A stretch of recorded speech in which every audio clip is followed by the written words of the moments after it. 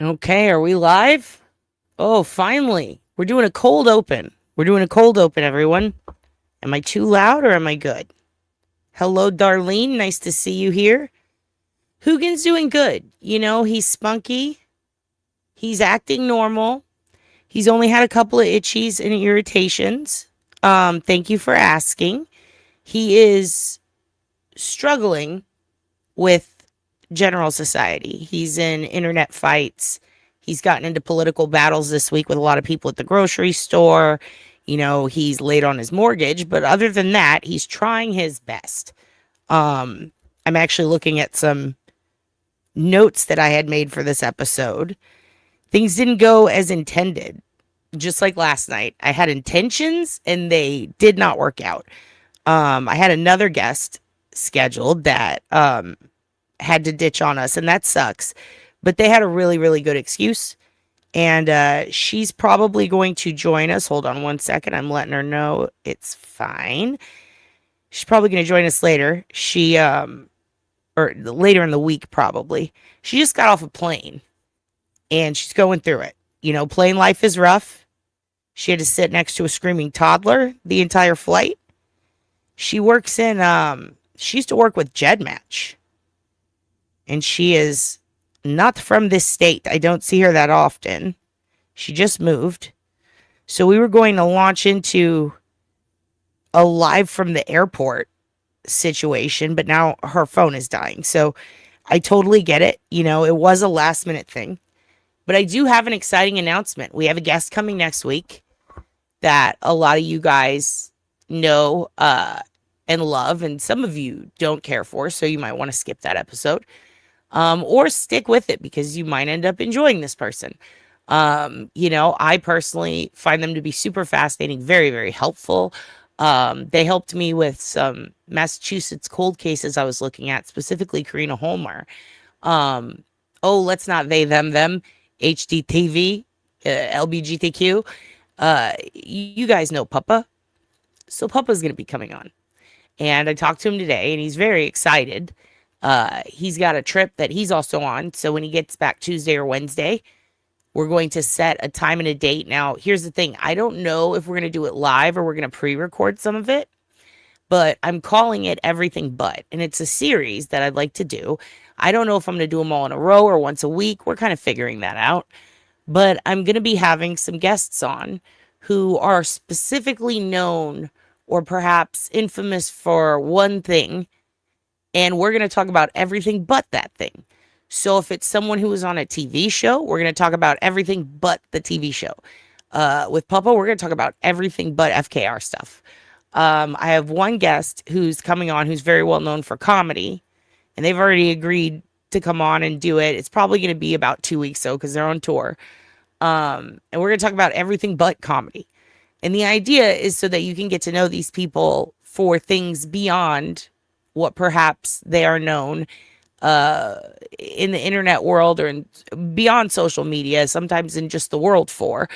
Because I think that there are multiple sides of people, and a lot of them can be really like sweet and awesome, and some of them can be terrible. And it's funny and fun to have conversations about things outside of what everybody else is talking about. So I think it's going to be interesting. I think it's going to be fun. I believe Papa might be our first guest, but I might have another person who's very well known for creating something come on before him. I'm not sure. But I've been trying to do more guests and stuff, especially because it's the summer and a lot of people have off. So, or they're not working as much, or they're spending time inside because of the heat. So I'm trying to focus on that too. You think it sounds fun, Nit the Cute? Good. Excellent. And I also had a note that I wanted to address a while back. I had ordered these stickers and I was going to do a sticker giveaway, and I couldn't get them right. Places kept fucking them up.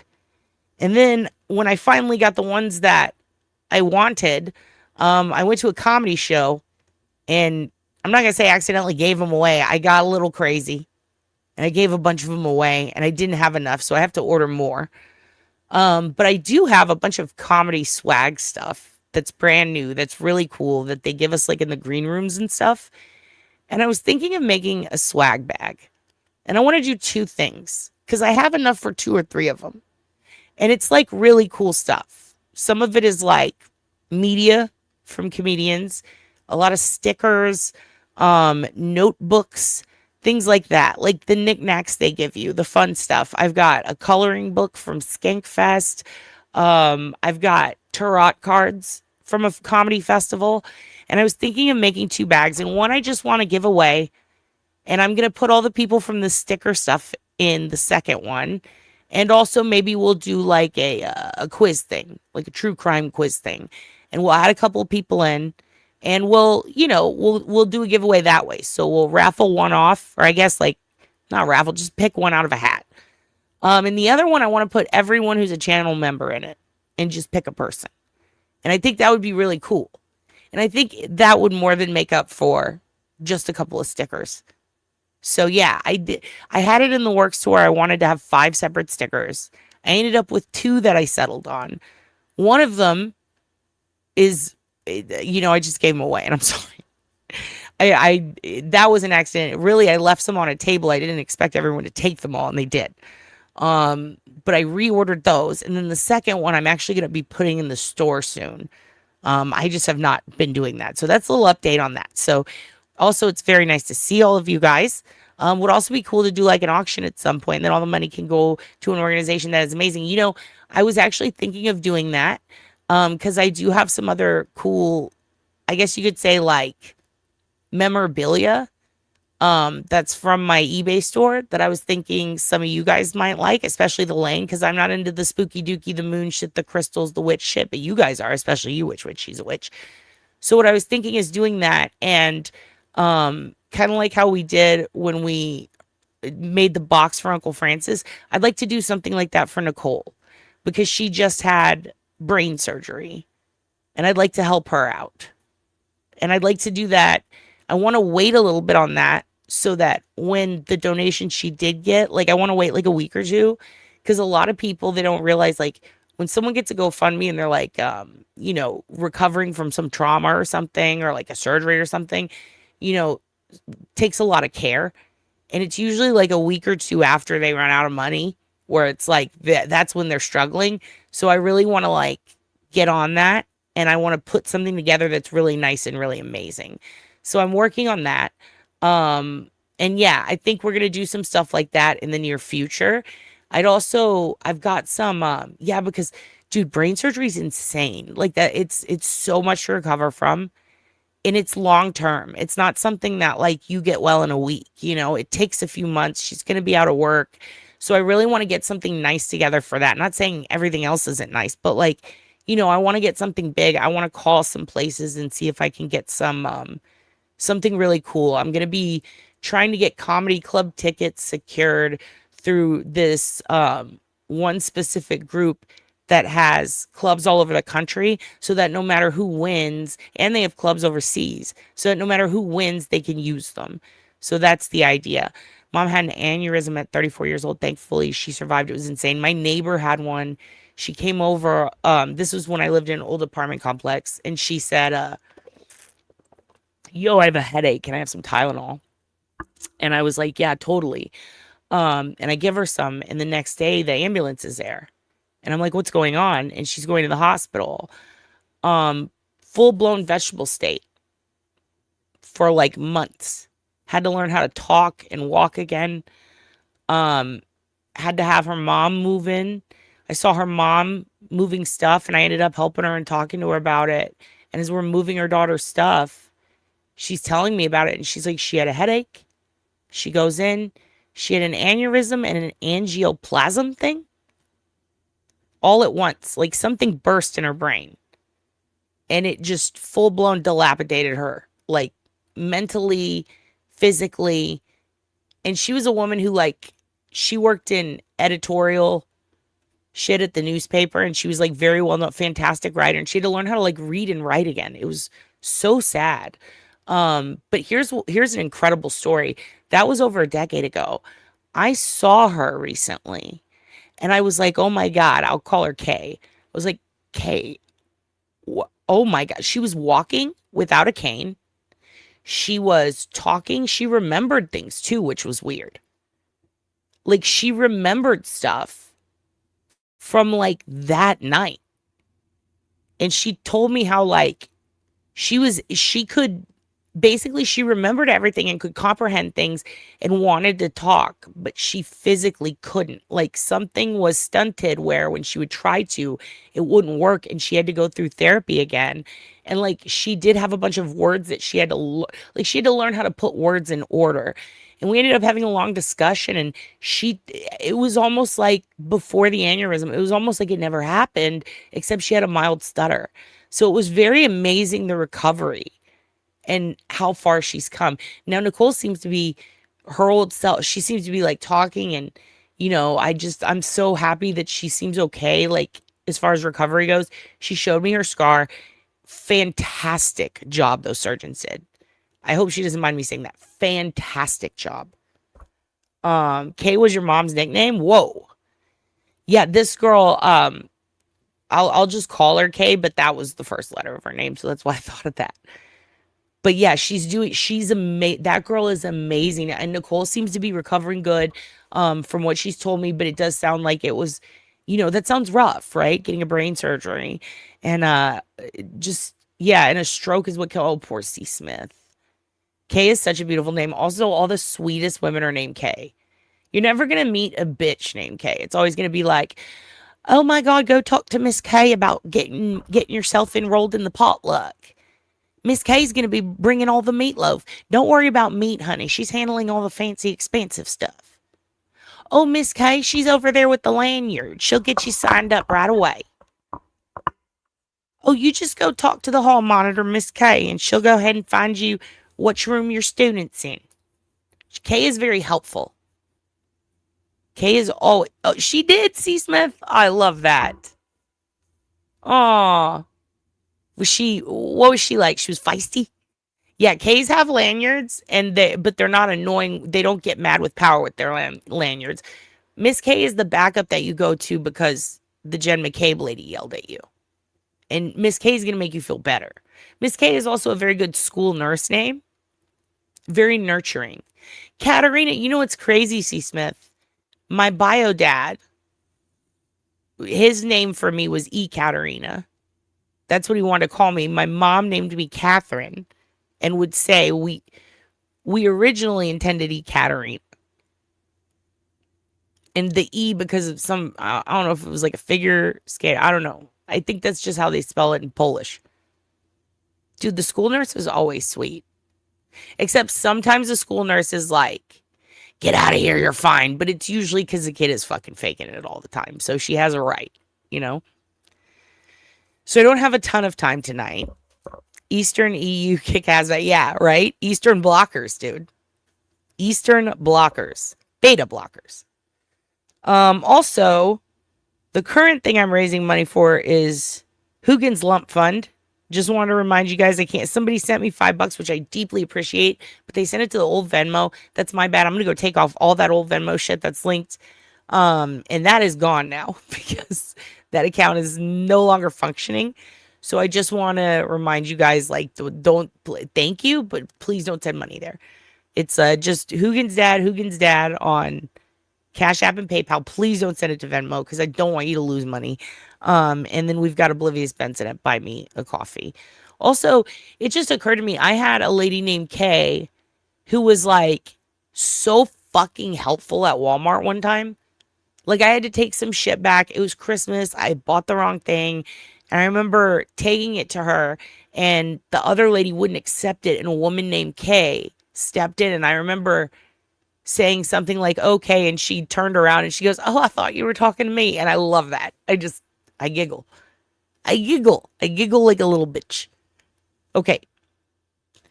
So those are the intentions for the channel. Those are some of the things that we're working on. I did see something interesting. This is going to be a lot of talking on this one. And then I'm going to show you some videos. And then we'll get out of here because I do have to go run some errands. Okay. I know it's really late, but I got to go downtown. That is to go deal with some comedy stuff. I got to go swap trophies with Lemaire later. And then I might go in and try to do a guest spot. I don't know. I don't think I'll get there in time, but we'll see. Okay. I saw some stuff. I don't know where to insert it into any episode, so I'm just going to talk about it up front. I'm in a lot of these weird groups on Reddit, okay? One of the weird groups that I'm in is about missing persons and adoptees trying to find their family because I like to try to help with stuff like that. And I know some of you guys do too. And somebody put something interesting in there and it got me thinking. And I was like, this is the type of stuff the channel might be interested in, or it could just be useful. But this person posed the question. They said, what do you do if you have a DNA match on your 23andMe or Ancestry? And you reach out to the person and then they block you. And then she explains how she finally had a DNA match to like a second or third cousin, maybe an uncle, something like that. It was someone kind of distant. And she's always been interested as an adoptee in finding her father. And that's why she joined the thing. But when she finally reaches out to these people, she doesn't get a response, or this person in particular blocked her. And she's like, I feel like I was coming on too strong, maybe? She basically insinuates that she was having a hard time figuring out, what do you say to someone to break the ice and not scare them when you have a DNA match with them and there's the potential that it could lead you to something significant like a parent in like a closed adoption situation?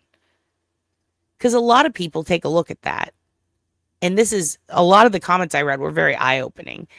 And I've been in this situation. So I get it. You know, when I found my biological father, it was awkward. I was like, what do I say? Like, what do you say? And for me, I had to reach out to my little brother who was a minor at the time. So what the hell? And I did scare him. I scared the shit out of him. He was like, who is this fucking psycho? So, like, what if you're reaching out to the sister or brother who doesn't know that their family member has a secret child or a cousin? Because a lot of people will look at that, unfortunately, and go, I don't want any part of this family drama. Or if they don't like that family member, they might say the same thing. Or if they think you're lying or a scammer.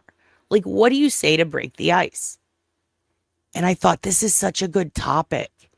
And I know so many of you guys probably have thoughts on it. Because I know there's a huge clump of you in here who not only help find people for this purpose, to reunite families, but perhaps you have yourself, or you are looking for a family member. And I'm reading through the comments, and there were so many amazing ones, but the consensus and the overall best advice that I think I saw was someone who said, never say up front that I'm trying to find my missing parent or I was adopted and I'm trying to find my parent. Like, I would just focus on, hey, oh my gosh, you're a DNA relative. Hi, nice to meet you. And just keep it very simple. And so many people explained how just keeping it simple and kind of building a rapport and a relationship with that person first, and then going into, something vague, Angela. Hello, Angela Wildest.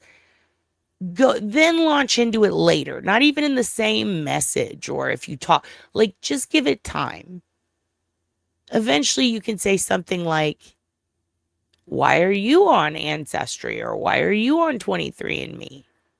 Why did you join? What were you looking to do? And then give them the opportunity to ask you. And then maybe you can drop in, I was adopted. I don't know much about my family. One person suggested, even when you do that, say, I'm looking to learn more about my medical history. And this isn't a lie, because it is important, you know, and it's not even an attempt to like manipulate someone, even though it kind of sounds like it is. Because in the end, that is an important thing. It could be part of the reason. It should be. You know, you should want to know more about that.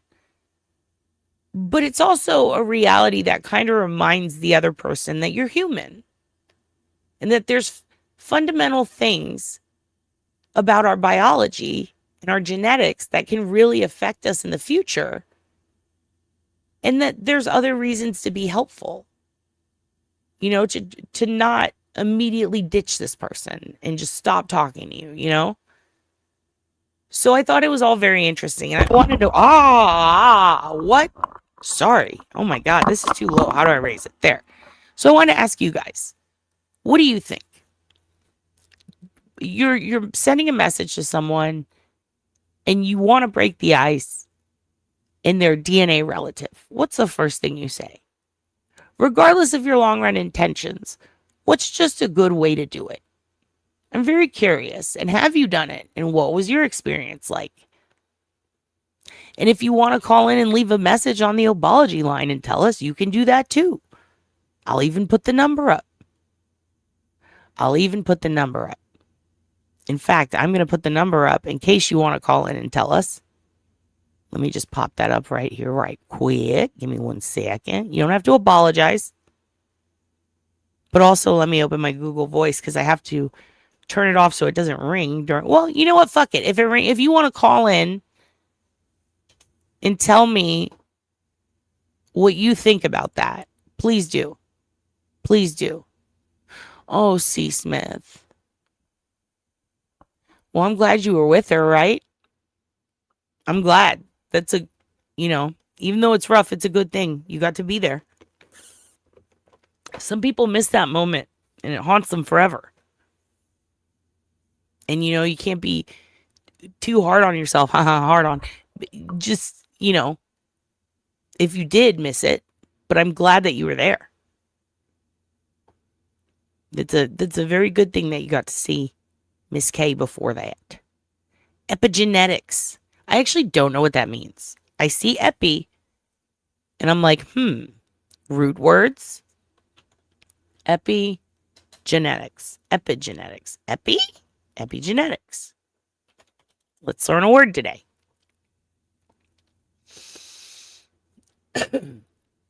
The study of how your behaviors and environment can cause changes that affect how your genes work.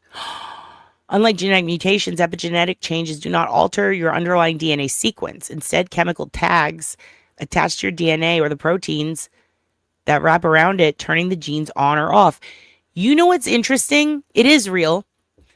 Israel? No, I'm sorry. It is real. And not only that, there are kits for this. I now know what you mean. And I didn't realize that the entire study was called epigenetics.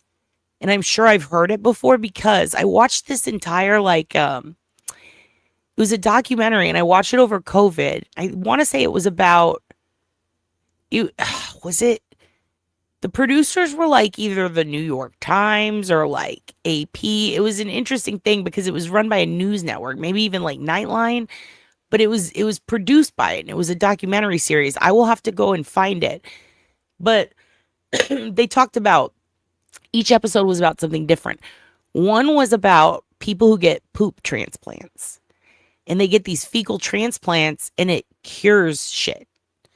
And that sounds crazy to say. It cures it. It cures their AIDS. But it does. People who had full-blown I'm gonna die diseases, degenerative diseases where they are, breaking down over time.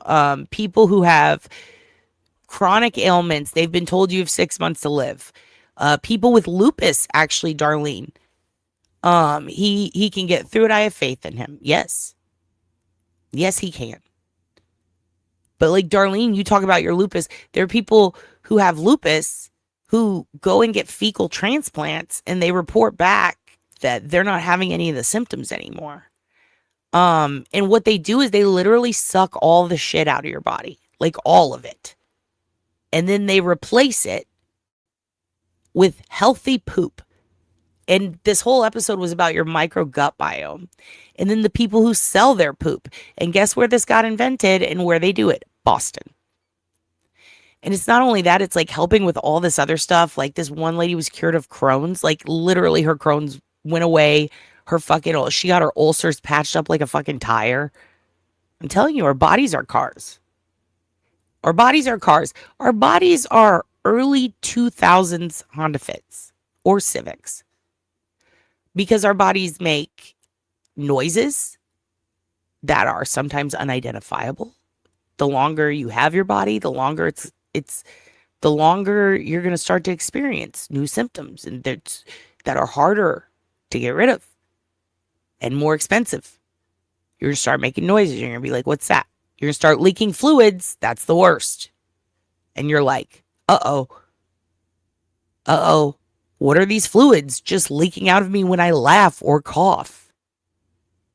Oh no, it's an important one, like piss. Why am I pissing myself?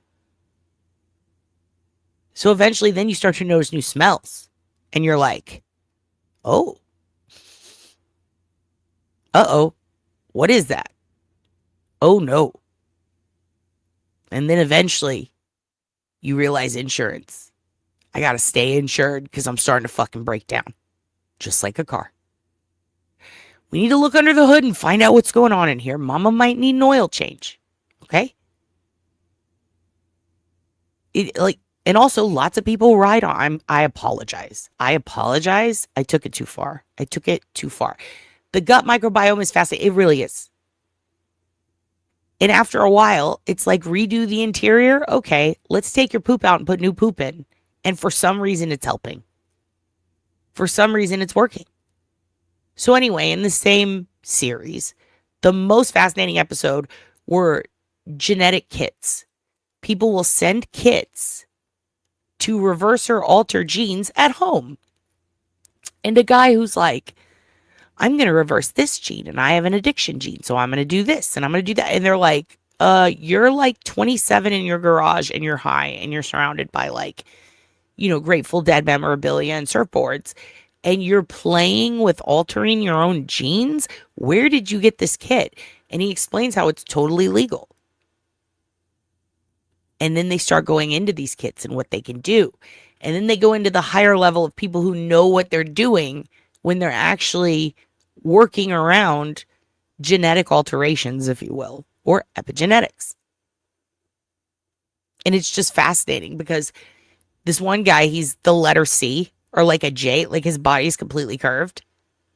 And it has something to do with this like nerve issue that's attached. It's from a disorder that's caused by his genes. And then they go through and they like do this on a doctor fucks with it, not a dude in a garage. And then the guy's like, hey, what's up? I can do a little dance. And you're like, oh my God. It's fucking crazy. With all the eggs we're going to have. Trauma from our grandmothers. I thought, oh shit. My grandmother, she wasn't a hippie, but she was very intense. You feel me? And maybe that's why I'm not spraying eggs all over the place. Because that was a rough childhood there with that one. Just got some dude's gut. That's the thing. What if we're all just poop cells in a microbiome? It would make sense. Yeah, genetically cured sickle cell. They're like, and there's all these like ALS. They're like I think it was Australia. I think it was down under. They like they found this berry and they're like, this berry cures AIDS, but there's not enough of it. And people like it in their acai bowls. So we need to figure out how to get enough of this berry for the acai and the AIDS. How do you get the berry? Oh, you just climb a tree 100,000 feet. And only Marcus can do it. Because he has calluses on his feet. And then he bites the berry and spits it down. And you're like, oh, fuck. Where can you get the berry? Only the Amazon in Australia. Where is it? It's in the bush. Epigenetics is grandmother's trauma. Yep. And that's why they always say, like, it's not about who your parents are. It's about who your grandparents are. And it's like, well, fuck. No. And they're talking about how, speaking of Giardia, they're like, we could cure all this shit now. Okay, bring it to the U.S. Well, we can't because the FDA says they need us to stay sick so they can make their money. It's like there's this, okay, I'll tell you another thing that's crazy. In Australia, they have chlorhexidine on tap. But like the pure form of it, like the good stuff, the stuff that cures like all skin infections in dogs. And here, there's a limit on how much can go in shampoos for dogs. Because God forbid our puppies feel good. And it's so stupid because it's just this antibacterial, like, I think it's antifungal. It's like amazing. And they used to have it legal here. And I think it was around the time they also made ephedra illegal. So this would have been college. So this like potent version of chlorhexidine or whatever, you can't get it here. You have to get a prescription. But in Australia, you could just buy it at the store. So I had a buddy of mine who used to mail it to me. And now you can get it at like Petco and stuff, but it's small amounts. Like if you look at the percentage of how much of the good shit is in there, it's so low. But you get the one from Australia and it's like, oh, fuck. Yeah, ivermectin does not cure puppy diarrhea. That's true. That is absolutely true. Dude, just imagine I will. Good morning, Fuzzy Lou. Oh, no. Sty. That's the worst. My mom used to make me put tea bags on my eyes for a sty. And don't clip that. And I know Turd and Sherlock are going to talk some shit later. Listen, I'm not talking about balls. It's enough. Okay, what do we have left? I'm going to show you guys some silly videos after I give you an update on this case, okay? So I want to talk to you about some stuff I found out. For those who don't know, there's a woman named Frenchy Ortiz, okay? And I'm going to play for you right now the news footage from this case. We watched the press conference. I'm going to play you some of the press conference. I'll speed it up to 125. In case you forgot, this happened here in Austin. And I'll give you a quick rundown too.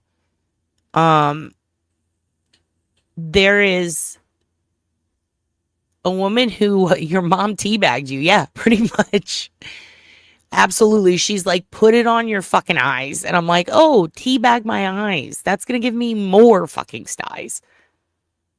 You know, I don't know, but like, it's bullshit. It's absolute bullshit. Excedrin migraine. You know what that is? Teabagging? Hello, Pat Sanford, FBI. Nice to see you. We're talking about my mother teabagging my eyes. Your aunt had aphasia? Well, I can't look up everything, but what's that? Just tell me, darling. And also, that's the shirt. I'm just kidding. I'm so sorry. So, this Frenchy Ortiz situation, right? She's a woman. If you don't remember, she was seen on camera on Ring Doorbell going door to door in this apartment complex.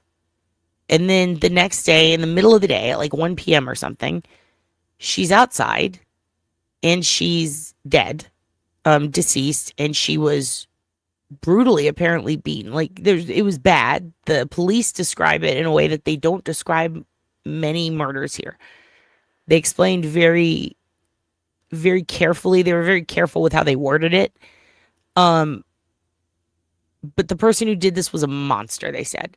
She had only been outside for less than a couple of hours. It was in the middle of the day at 1 p.m. In one report or two reports early on, they insinuated that she had been killed elsewhere and then brought outside. But in the most recent ones, they said that it looks like she was killed where she was found. But she didn't have clothes on, but they didn't say where her clothes or her backpack were. And then that's it. And a lot of people had a lot of shit to say. It was very offensive to her cousin, her family who saw it, because she did have a criminal history, but she did not deserve to die, nor like that, nor does that make her as a victim less important. She had been out for a while trying to get her life together. She's a mother. Yes, she was apparently living a transient lifestyle. And what does that mean? That actually I hate saying lifestyle, because it's like she was struggling, you know? And she had been in a group home, it seemed, based on court records that I found, and then had absconded. Now, I don't know if she went back and handled her shit and was free to go about where she needed, or if she was on the run. Regardless, did not deserve to die that way. And a lot of people are like, she looks like she's on drugs, stuff like that. Listen, if she is, she is. If she isn't, she isn't. It, she didn't deserve to die that way or at all. She's still a victim. And so I've been searching through a lot of information that's been given online by neighbors in that apartment complex, by the news, by the police themselves. And I've been taking some notes. And one of the things that I found out is that apparently, and the police said that she was looking for someone, and they don't think she made contact with that person when she was going door to door. When will we make these violent crimes against women by men hate crime? Exactly. I agree. And I think crimes against the homeless too, because there's a lot of people who have strong opinions about homeless people, and there's a serial killer targeting them. They're targeted too. And again, I'm going to repeat that thing Scott Thompson told me once, that I tell everyone. He said, every crime is a hate crime. People don't do crimes out of love, like violent crimes. Every violent crime is a hate crime. But I get what you're saying. Like, it needs to be, I think the punishment needs to be upped for the person who did it. So I found out some information, and it's been confirmed to me through a couple of different sources. So I feel, Asian people, absolutely. I mean, all minorities, right? So it's been confirmed to me by several different people. And after comparing the video and some of the information I saw on Citizen, like people who were living in the complex who were able to catch where the crime scene tape was, it seems that she was found behind building 2 in the apartment complex where she was found. So building 2, allegedly, we'll say that tentatively, is, I believe, where she was. Also, there was someone in the building who reported that she'd been there before, and another person who said that they had seen her sleeping in that area behind the buildings in the woods before. However, that same person who said that also had a lot of fucked up opinions about the situation, which made me go, I don't know if I should trust this person's word. But at the same time, that would, none of this makes sense, but that would be something that I would be willing to believe. We don't know about any drag marks. But I'm going to replay this press conference for you. Some of it, and then we're going to go into the update from her family, because we've heard so little. And so here, let me play this for you. And her family put out a plea, essentially, for help with this case. So I'd like to play this for you, especially anybody who's in Texas or anybody who's nosy and wants to help work on this, like as far as finding any hint of anything, maybe from people in the area or from law enforcement, any reports. We're going to have a thread in Reddit that I actually will put up tonight. I wanted to wait until I had everything in a file so I can just copy paste it all with accurate information. And here, let me take down the phone number banner. And here, I'm going to play this for you guys real quick. And we'll have a big discussion on that there. And I'm also going to be bumping up 2 cases in our Reddit and pinning them. One of them, I would like to, both of them, I'd like to do episodes where we do like a live update and search along and talk about if we found anything.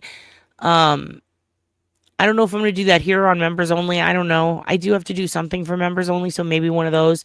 It's going to be a couple hours. It's going to be a little loose. Might have some background music playing because it's going to be a lot of like reading and searching and chat discussion one-on-one with me and you guys.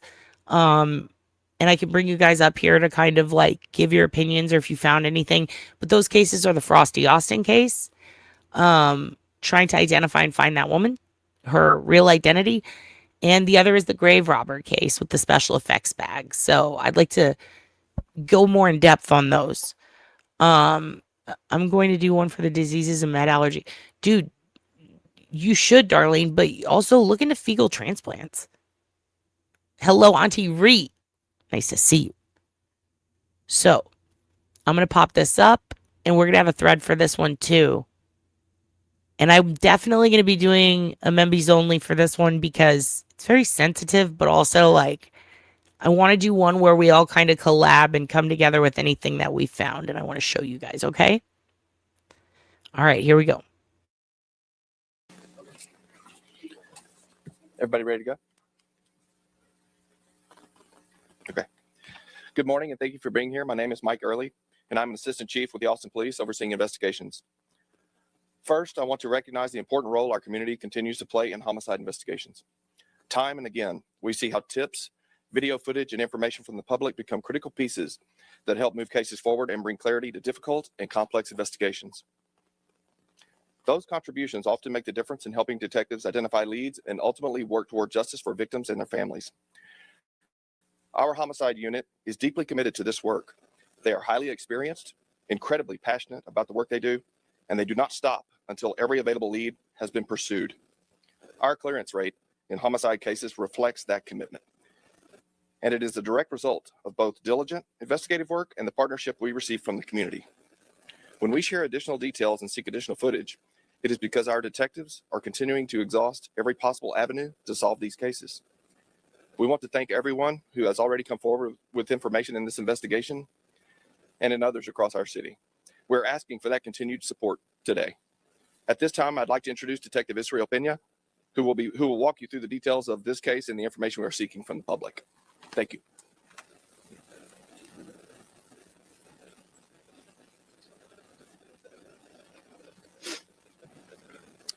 Good morning. I'm Detective Israel Pena. That's ISRAEL, last name PINA.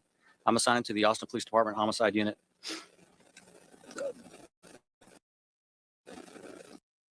This case I picked up last week on Wednesday, June 17th at approximately 1:38 p.m.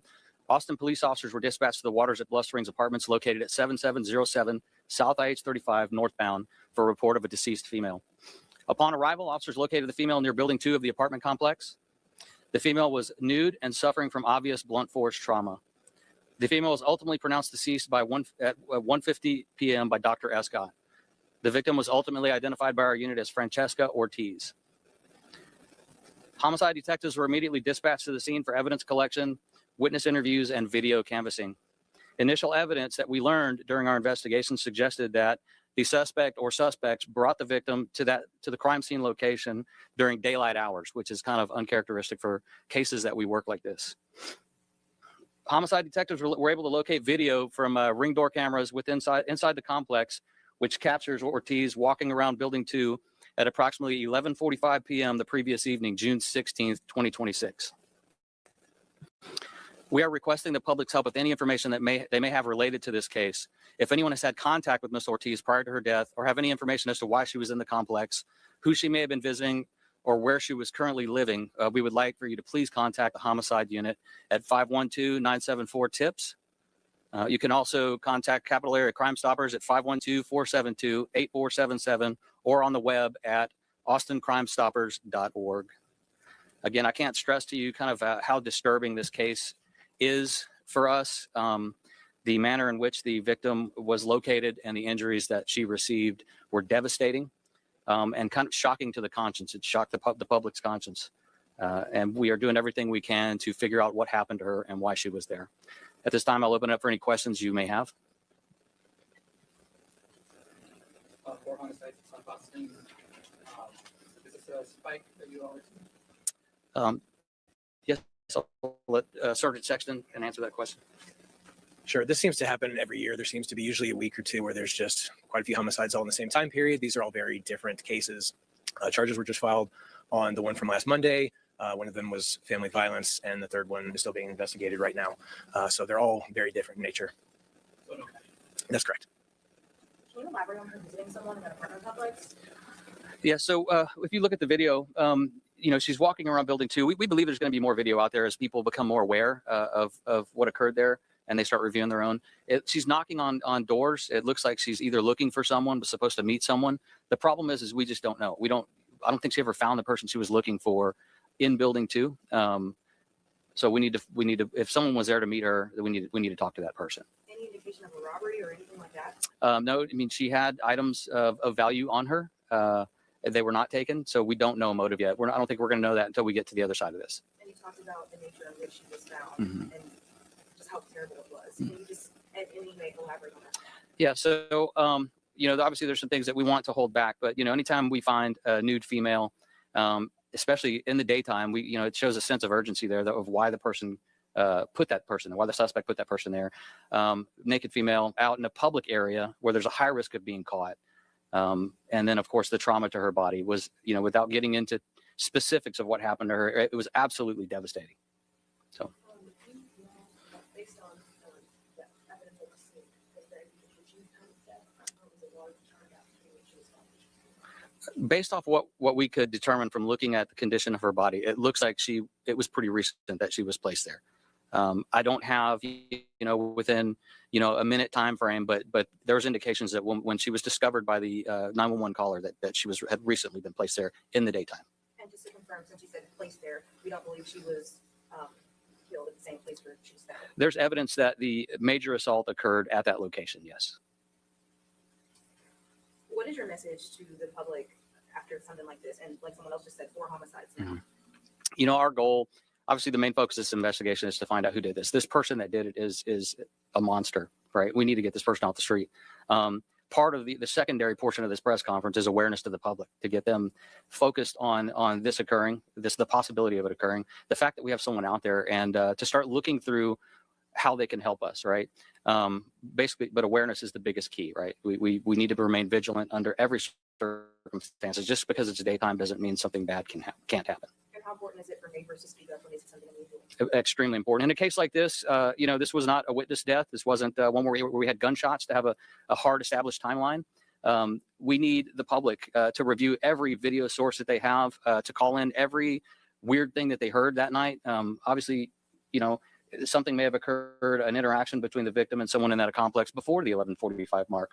And maybe Also, I want to point out, I will be doing in the Reddit thread, I will be doing a copy paste of the Google Doc I have that already has some information in it, but I'm not going to include screenshots with private names because I have already sent that off in a tip batch, and I don't want to be irresponsible if one of those helps, but I will include the information that I found in there in regards to people who were in that complex who had statements. I don't know if they gave them to police because they were kind of evasive when asked about it. So I'll just say that. But at the same time, I want to encourage you, if you are looking into this case, if you do see something like that, please send the tip off first. Don't put it online at all until you've done that, please. And even after, they might coach you on what to do at that point. Or you might want to, just a suggestion, you might want to ask if it's something that you should or shouldn't put online. Like if it's going to affect the case, obviously, please don't. Also, I'd like to say hello to Kittens. Welcome, welcome. Ernie Birdie's popping in for a second. Auntie Ree is here. Yes, we've had 5 murdered in 2 weeks here, and everybody's freaked out. Will you send me the missing person from August 1st? Auntie Ree, can you email me that? And also, hello, Satan. Hello, Satan. Nice to see you. I'm just refreshing everyone on this specific case of Francesca Ortiz because we have an update from the family, and it's essentially a plea for help from the public. So let's continue this. VC met back up with them again. We just don't know. So any piece of information that we have that may be made available to us is something that we really, really would like to obtain. Specifically, you talk about, I mean, you want doorbell cameras and you want, I mean, people might not think about this, but the Tesla, or if their car has a camera that's on. Exactly. Yes. We walked that complex looking for any video sources that we could come across to include vehicles. Because this was daytime, a lot of people were at work. Or some people, we encountered some residences that work night shift, and they were not, awake or aware that this occurred until we went back and recanvassed later in the day. Has APD increased patrols or any assigned additional resources to the South Austin area? Yes, they have. And again, part of our first step in this entire process is to make the community aware. There's, with obviously the apartment complex residents are aware of what happened there. Getting this information out there will let a broader span of people in the area become aware of what happened and to be vigilant. Okay. And we're going to pause it right there because he just kind of reiterates some stuff that we already know at this point. Hello, SDK. So that's the Francesca Ortiz case. If you are searching for information on her case, or you're kind of scouring the internet for tips, or you want to help out, she also went by Frenchy. She went by Frenchy Ortiz. And she has a lot of friends who have pointed out, like, hey, quit being dicks about her. Like, stop saying she looks like she's on drugs. That's not helpful, and I agree. Although people have made some nasty observations that they have no basis in, and it's well known. Like, yes, she had a criminal history, but that again doesn't make her less of a victim. Doesn't mean that she deserved any of what she got. And just be very sensitive out there. But also, when you look her up, you can look up Frenchy Ortiz and you can see more about her from people who personally knew her. There's some women who are like, I spent time in jail with her and she was the sweetest person ever. And that shit almost made me cry because it's like, damn, she did her time and she was trying to do better. And this horrific thing happened to her and it shouldn't have. And it just bothers me how little coverage there's been. Now I'm going to show you the footage of her, the last footage of her, and then it's going to go into the update from the family. Okay. So here we go. Francesca Ortiz. Hold on one Just hours second. after this footage was taken, Let me police say pause it, and because I want you to see it. All right, here we go. this is Francesca Ortiz. Just hours after this footage was taken, police say the 40-year-old woman was found dead behind a South Austin apartment complex. Upon arrival, officers located the female near Building 2 of the apartment complex. The female was nude and suffering from obvious blunt force trauma. The female was ultimately pronounced... And see how they said near Building 2? So some of the residents confirmed it was directly behind Building 2. Deceased at 1:50 p.m. by Dr. Escott. Investigators believe Ortiz was killed in the same grassy area where her body was found, and the attack happened in broad daylight shortly before she was discovered. Many people who live at the complex may have been at work when it happened. The suspect or suspects brought the victim to the crime scene location during daylight hours, which is kind of uncharacteristic for cases that we work like this. Again, I can't stress to you kind of how disturbing this case is for us. The manner in which the victim was located and the injuries that she received were devastating and kind of shocking to the conscience. Police say they do not have a suspect or a motive. All investigators work to piece together Ortiz's final hours. Doorbell camera footage shows her walking around the complex around 11:45 p.m. the night before her death. Detectives say she appeared to be knocking on doors and may have been looking for someone. Investigators are asking residents to review doorbell and security camera footage from June 16th and 17th and to report anything unusual they may have seen or heard. This person... Okay. And now we're going to go to... This is from her family. Here we go. Tonight, police are still searching for the person who killed a mother and left her body outside a Southeast Austin apartment complex. It's been a month since Francesca Ortiz was found dead, and now her family is offering its own reward, hoping to bring her killer to justice. KVU's Jose Alonso spoke with Ortiz's daughter about why she refuses to give up hope. And also, you know, her kids are online, so that's another reason that I think it's important to be very sensitive with this. Why would she go willingly? Knows person, crime of opportunity. I don't think she went anywhere willingly. She was going to meet someone. It seems that she was knocking on doors, and according to people who live there, she was asking about this person, and no one knew who the person was. I don't know if she asked specifically with a name or how that worked. They were very vague on that, but she did end up behind this complex. However, she other residents reported that sometimes she stayed back there or slept back there. We have a big unhoused population here in Austin, and these little tent cities and stuff in wooded areas, because if they're under the overpass or anywhere in public, sometimes the police come and take all their shit and break it down. So a lot of people will stay in the wooded areas. Now, I don't know if that person was talking out their ass, but I do find it interesting that other people have also stated that. So that could be a thing where maybe she was sleeping back there and was attacked, we don't know. But the fact that she was found dead in broad daylight in a heavily trafficked area, like in a place where you could see it from your balcony, that is very disturbing. And it's so sad. I'm going to let them continue. It feels like time is just paused right now. Austin police continue to investigate a homicide in South Austin. A month later, a suspect is still at large. My mother was murdered, and we have a lot of unanswered questions. No clues, no leads, nothing. On June 17th, Austin police received multiple 911 calls at Waters at Bluff Springs apartment complex. Officers arrived on scene and located a approximately 40-year-old Hispanic female with apparent trauma to her body.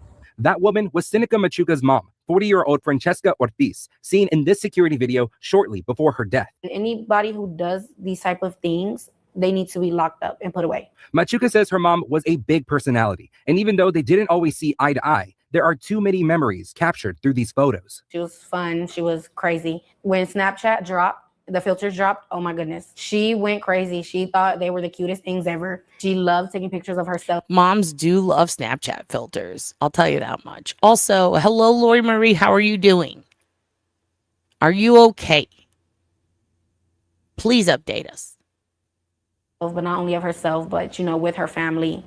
And she just wanted us to have memories. That was always her saying. I just want memories. We got to make memories. We got to make memories. Ortiz was laid to rest on Monday. Her daughter wears this ribbon that says #JusticeForFrenchy, her mom's nickname. Machuca is now offering a $1,000 reward for any information submitted to Crime Stoppers that leads. It does look like she lost weight because she, a lot of those pictures are really old, and she had been going through some hard times recently. So I'd imagine a lot of places they want to share the mugshot and shit like that. And, these are older pictures of her when she was in a better spot, I think. To an arrest. This is our last hope of, it being like us catching the murder off of tips, basically. Other than that, we're relying on the detectives. There are multiple unanswered questions this family faces, including why Ortiz was at this apartment complex before being found dead. APD tells KVUE detectives are actively working this case, and no new information can be shared at this time. In South Austin, Jose Alonso, KVUE News. There you go. So that is what we have now. That's the information we have now. That's the update. The family says they don't know why. The police won't tell us and say that they're looking for that information. I have found a few people online who have stated that she was back there frequently before, or at least had been back there before. And one guy said she would sleep there sometimes. If you see anything like that online, please, again, report it. Send it in as a tip. I already did, and maybe in case it gets lost, maybe they'll listen. So yeah, that's the case that I'm kind of focused on right now and very interested in, just because it's strange. I feel horrible for the family who is desperately looking for help. And if there's anything we can do, I would like to help. So there's that. Okay, let's see what else we got here. What else do we got here? I just want to throw this in here. This goes out to you, Lori Marie. I know you've been having a rough time. And, this isn't going to fix it, but it might make you feel a little better. Get on the roof. I ain't never see a big boy get on the roof. I ain't never see a big boy get on the roof. I ain't never see a big boy get on the roof. Big boy ain't been on the roof. Never see a big boy get on the roof. I ain't never see a big boy get on the roof. I ain't never see a big boy get on the roof. Big boy ain't lay on the roof. I ain't never see a big boy get on the roof. I ain't never see a big boy get on the roof. I ain't never see a big boy get on the roof. I ain't never see a big boy drill on the roof. Never seen a big boy drill on the roof. I ain't never see a big boy drill on the roof. Big boy drilling on the roof. Big boy drilling on the roof. Big boy ain't drilling on the roof. I ain't never see a big boy get on the roof. I ain't never see a big boy get on the roof. Big boy ain't climbing on the roof. I ain't never see a big boy get on the roof. How you do it like that? Damn, you got tools on your back. Climbing on the roof. I ain't never see a big boy get on the roof. I ain't never see a big boy get on the roof. Shit, big boy get loose. Shit, big boy get loose. I ain't never see a big boy get on the roof. I ain't never, shit, when you falling on the roof. I ain't never see a big boy hop on the roof. How you do it like that? Big shit, you just like that. Shit, pick up your back. I ain't never see a big boy get on the roof. Get on the roof. Get on the roof. Get your ass out the roof. Get your ass back out the roof. I ain't never see a big boy leap on the roof. Take a big ass off. There you go. You know, sometimes you got to be a big boy and sometimes you got to get on the roof. All right. I hope you're doing well. So that was some heavy stuff that we talked about, but I think there's a lot that can be done. And this is perhaps, you know, this is perhaps not a, hold on,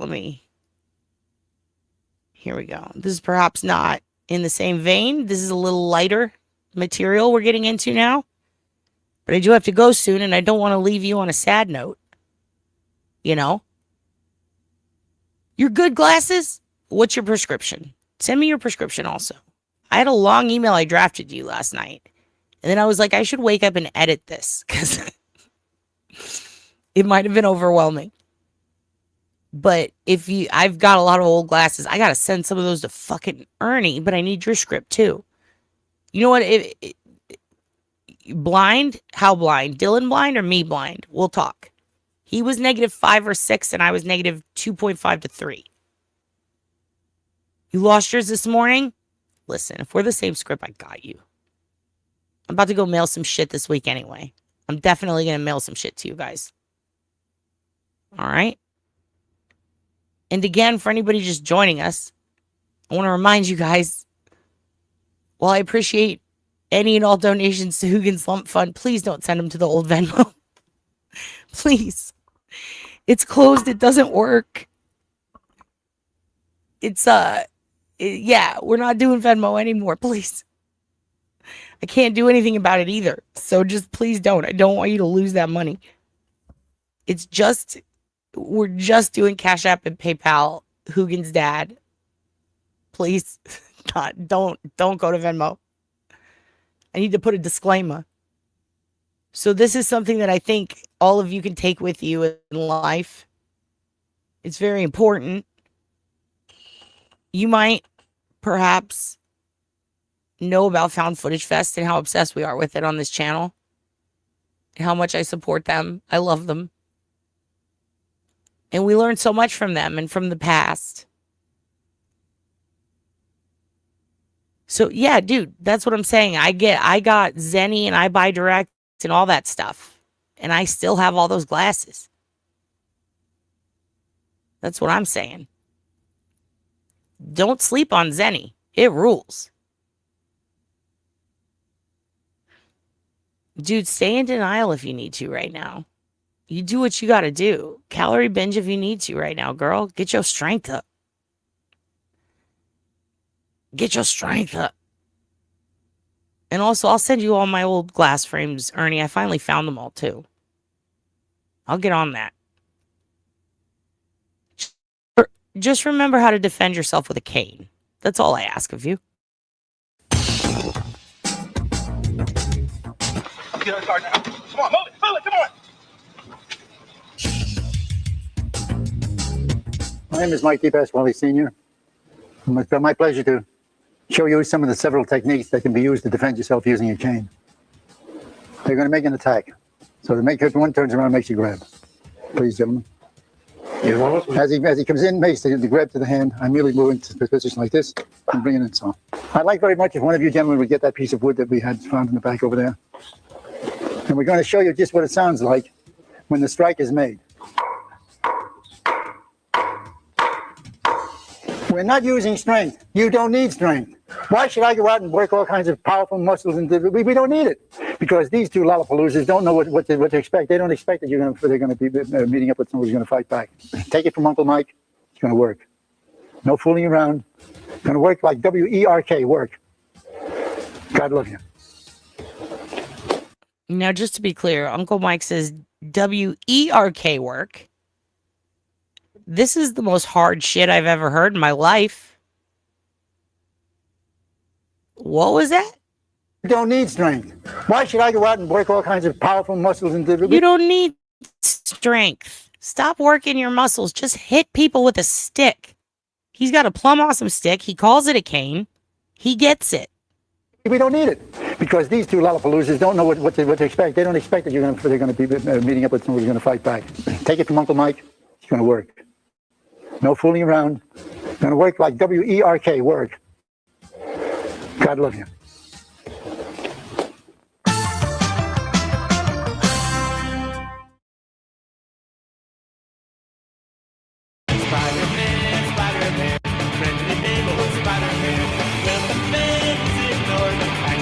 Now, we're not going to do this. This is too much right now. Let's expose the satanic web.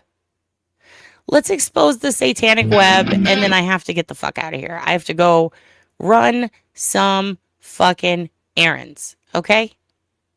Don't forget to swing your cane at people and strike them with it. Okay, don't forget. Please don't forget to strike at people with your giant stick cane. Please. It's the least you could do is beat someone to near death with a cane. I'm begging you. Hit people with a stick. Do it more. If you haven't done it recently, do it. It feels good. Like a human piñata. Just go for it. Fuck it. Take it all out at an ATM like my grandmother did in 1998. On a stranger. Because they're standing too close to you. Get back. I don't want you to see my pin. That type of shit. You know? It's a gas-powered plum awesome stick. Okay? Don't forget, Satan is in our midst, and not the good one that's in the chat, but the damn devil. And he's in the form of spiders, I think. I can agree with all this propaganda you're about to see, I agree with. It's spooky. Don't forget to be kind, but also beat people with a stick. Plumb awesomely. And also don't forget, we're going to poke the shit out of Hoogan and take the bad out. And I'm also uploading videos in the near future that I took all week where I'm having deep discussions with him about the war in Iran, about you guys, about why he keeps prank calling Scientology when I'm asleep, about why he's decided to join Scientology, about who L. Ron Puppard is. Who is this L. Ron Puppard I keep hearing about? Hoogan has a pill basket. My birthday, Angela. It's the 21st. So I'm raising money for it. We're going to poke him. We're going to take all the sad and angry and devil out of him. And then maybe he'll stop like with this whole, I want to be the next Netanyahu. Stop it, Hoogan. Not Netanyahu. Don't talk like that. Don't. Ernie, we do. Ernie, I've been told I'm a Leo. What does that mean? Tell me everything. So we will 100% continue to raise money to poke Hogan? Hulk Hogan? No. To poke Hoogan with a needle. But please don't send the money to Venmo. Please, I beg you. It is shut down. I can do nothing with that. And we love you. Hoogan sends his love. He is screaming about the stock market right now, but I'm trying to ignore it. Okay? Satan is in all spiders. I love you guys. Good night.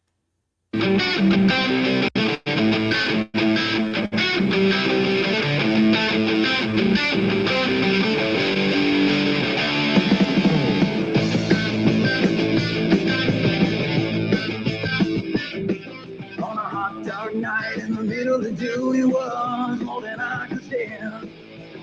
Two young kids just making a pact that would bring their lives to an end. You see, they got mixed up with the father of life. And you know what's interesting? I believe, didn't we do a thing about Wheatus and these guys? Oh, how it all crosses over. Totally fiery, totally stubborn, but also extremely emotional and easily harmed. Yes, it weaves an orb. I love Hoogs too. It's been I've been having a hard time dealing with him getting poked. I have to make jokes about it or I will get miserably depressed. Especially because, like, damn, dude. Like, there would be a hostage situation over this dog. I love him so fucking much, you know? And I'm at the point right now where I'm like, damn. Because I love him so much. But also, like, all my savings is gone because I love him so much. And I'm genuinely thinking, maybe I'll cut my feet off and sell them to someone in Japan. I don't know. But I'm going to try to, if I need to get into the genetics thing, or I poke him at home with needles to make him live forever, I will do that. He's the perfect little angel. He's laying here snoring, and he wants you guys to know that Yolanda Saldivar should never be free. He just told me that. Here we go. Continue. He took them way too far, and now they're giving their lives as a sacrifice. They're so broken and so marred, 'cause they're caught in the satanic web. And just like a spider, he has trapped them. They try to run and break free, but to no avail.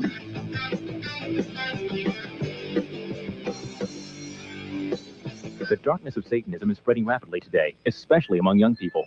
We see the graffiti symbols everywhere, the evil influences bearing down on teenagers, in the music, and in their lifestyles. The dimensions of this phenomenon have become alarming. In this Metroplex, it's my estimate that there's approximately 40,000 practicing Satanists in the Metroplex. I've been out now for 14 years. I've only been able to laugh, and this is a serious statement, I've only been able to laugh out loud for about 10 years now.